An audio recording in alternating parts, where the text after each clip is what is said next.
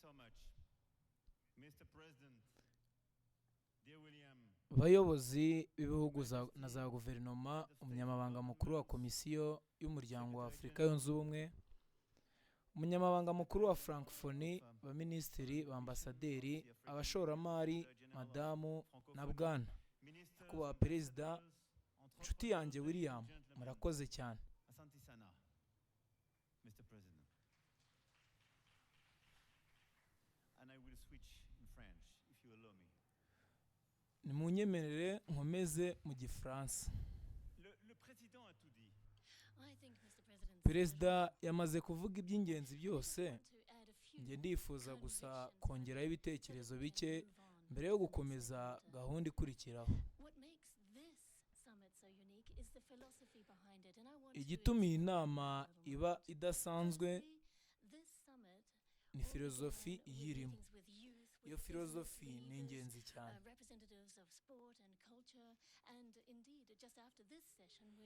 Iyi nama yatangiye habaho ibiganiro n'urubyiruko, abayobozi b'ibigo by'ubucuruzi ndetse n'abahagarariye siporo n'umuco. Nyuma y'iki cyiciro kandi turakomeza tuganire n'abayobozi b'inganda n'ishoramari rikomeye. Ubutumwa nyamukuru nshaka gutanga ni ubu: umubano Afurika n'Ubufaransa bigomba kugira ntugomba kuba ureba cyane ibyahise, ahubwo ugomba kureba ahazaza.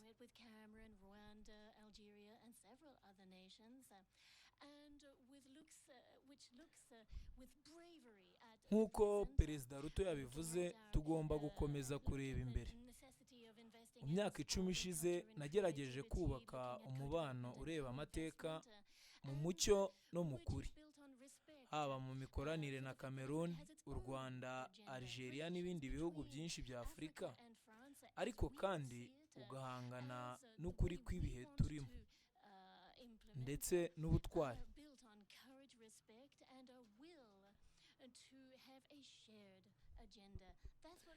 Ibyo bivuze gushora imari muri siporo, umuco, ubuhanzi n'udushya, ubufatanye mu iterambere no mu ishoramari.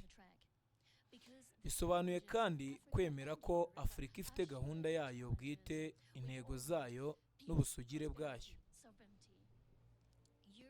Bityo rero umubano hagati ya Afurika n'Ubufaransa ugomba gushingira ku butwari, kubahana no kugira icyerekezo gihuriweho.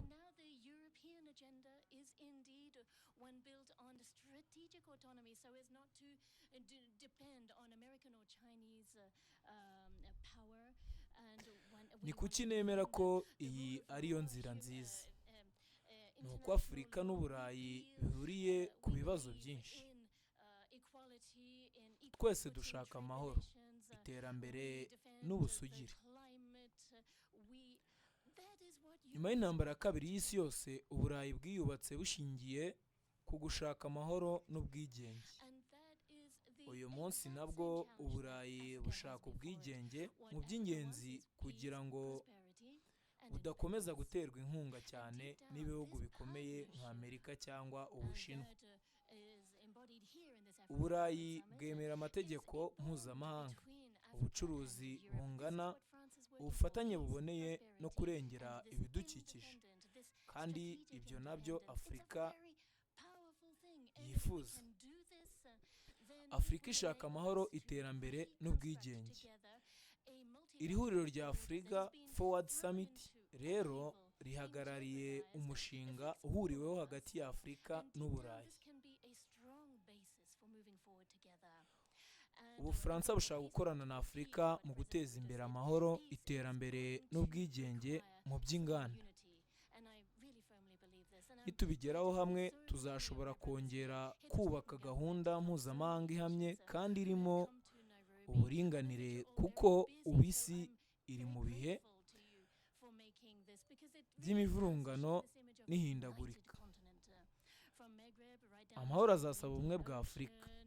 Nishimiye cyane kubona abayobozi benshi b'ibihugu bya Afurika bateraniye hano i Nairobi, baturutse mu bice byose by'umugabane. Afurika y'Amajyaruguru, iy'Iburengerazuba, iyo hagati, iy'Iburasirazuba, iy'Amajyepfo ndetse n'akarere k'inyanja y'Abahinde. Nubwo Afurika ari nini kandi itandukanye, iracyari umugabane umwe ufite inyungu n'icyerekezo bihuriweho. Gushyigikira Afurika bisobanuye kandi ko Afurika ikwiye kugira ijwi rikomeye mu nzego, haba inzego mpuzamahanga nk'Umuryango w'Abibumbye n'inzego z'imari ku isi.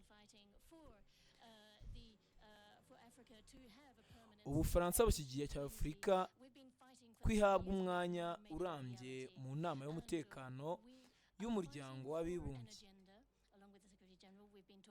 Twaharaniye kandi ko Afurika ihabwa umwanya muri G20, kandi ubu byamaze kugerwaho.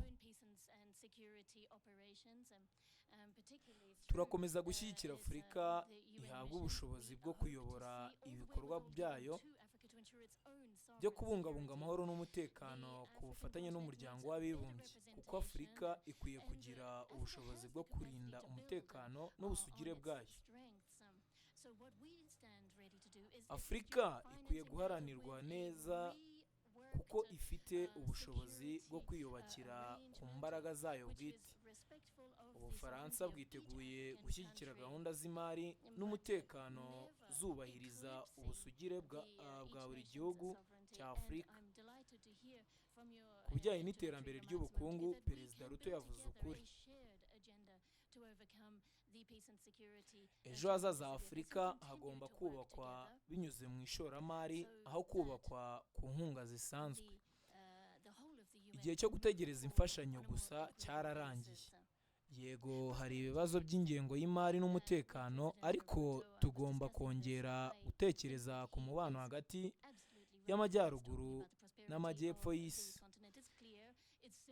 Imwe mu mbaraga zikomeye Afurika ifite ni diaspora yayo.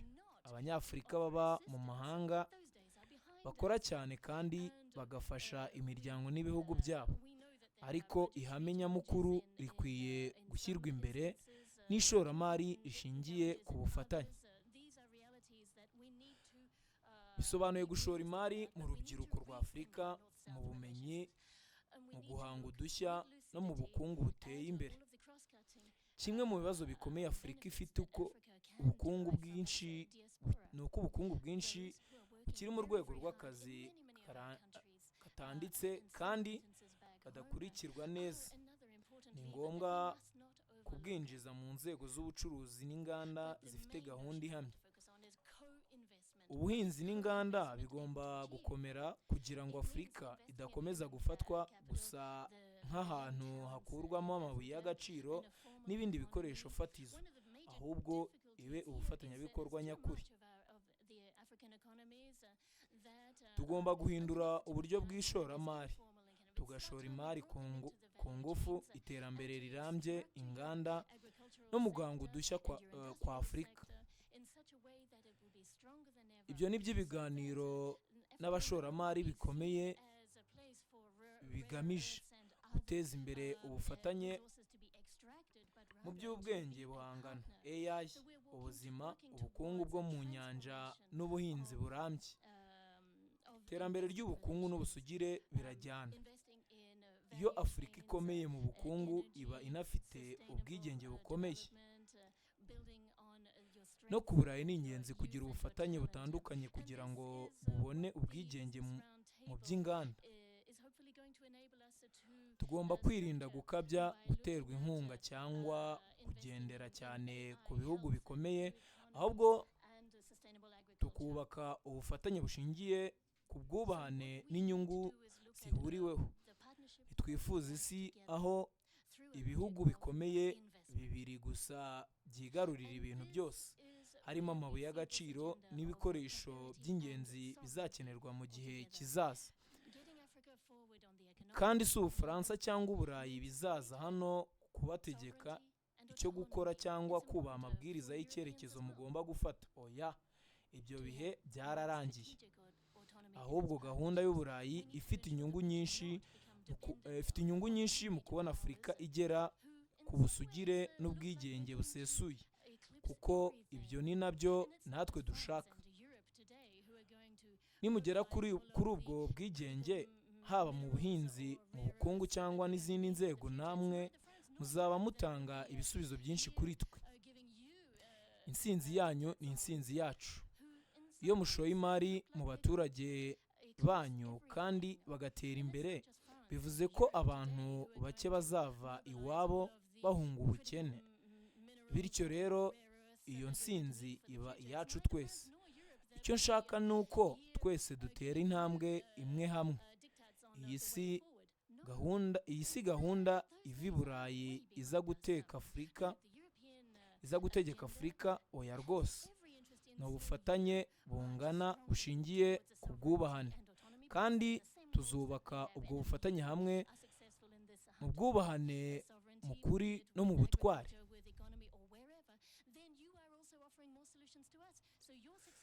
Niyo mpamvu kugira ngo tugere ku ntsinzi dukeneye uruhare rw'abayobozi b'ibigo by'ubucuruzi n'abashoramari. Ni nacyo twatangaje ejo, kandi ni ibindi bikomeye bibaye bwa mbere. Miliyari 23 z'amayero z'ishoramari mu rwego rw'abikorera.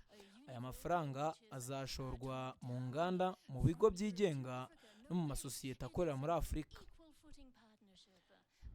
Kuri ayo miliyari 14 z'amayero azaturuka mu bigo by'Abafaransa bishora imari muri Afurika, naho miliyari 9 zigenewe gushora imari mu bigo bya Afurika ubwabyo. Turizera ko iri shoramari rizatanga imbaraga nshya zo kwihutisha iterambere, nk'uko Perezida Ruto yabivuze. Ibi byose bizashingira ku bintu by'ingenzi kandi byoroshye: ubufatanye bushya, uburyo bushya bwo gucunga imari, guteza imbere ubuhinzi burambye no gushyiraho politike z'imisoro n'imari zinoze kandi zihamye. Bizanasaba ko dushobora gukusanya neza inkunga mpuzamahanga, haba muri Banki y'Isi, muri IMF ndetse no mu zindi nzego mpuzamahanga. Tuzakoresha uburyo butandukanye, harimo amafaranga yihariye yo gufasha ibihugu ndetse no kuvugurura imyenda kugira ngo dufashe iterambere rya twese. Ibi ni igice cy'ingamba nyazo zo kubaka amahoro arambye. Niyo mpamvu gahunda ya ATD hano i Nairobi ari ingenzi cyane. Turashaka gukorana namwe kugira ngo ATD ibashe gukora neza ku rwego rw'umugabane wose wa Afurika. Iyi gahunda ni impinduka nshya mu mitekerereze no mu mikorere, kandi izasaba n'uburyo bushya bwo gutera inkunga ibikorwa by'iterambere byose muri rusange. Ibi byose ni igice cy'icyerekezo dusangiye. Uretse ibyo Perezida Ruto yamaze kuvuga neza cyane, ibyo nanjye nifuza kuvuga, ntekereza ko iyi nama ihagarariye ubufatanye bushya hagati yacu, kandi yabivuze kurusha uko nanjye nabisobanura. Niyo mpamvu nshyigikiye byimazeyo ibyo yavuze.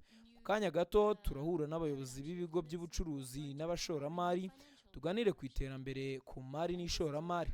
Nyuma yaho tuzatangaza ibyavuye muri iyi nama ya Africa Forward Summit, harimo n'amasezerano y'ishoramari.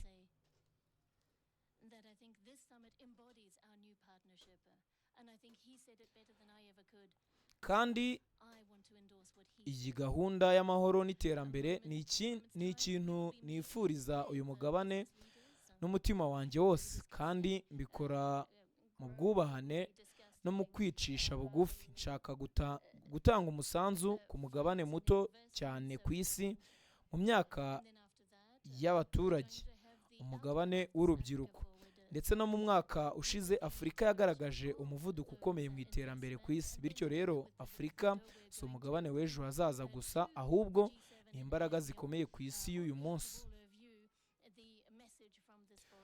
Nishimiye guhagarara iruhande rwanyu no kubaka hamwe iyi gahunda.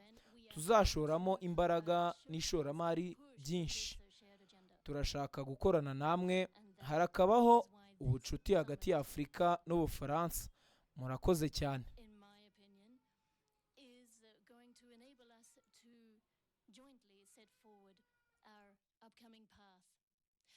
So I don't want to take up any more of your time, dear ladies and gentlemen, but I just wanted to extend my thanks to President Ruto for agreeing to host this outstanding summit here in Nairobi. And I'm delighted to be here with you, with my brothers and sisters from all around Africa. And I'm looking forward to working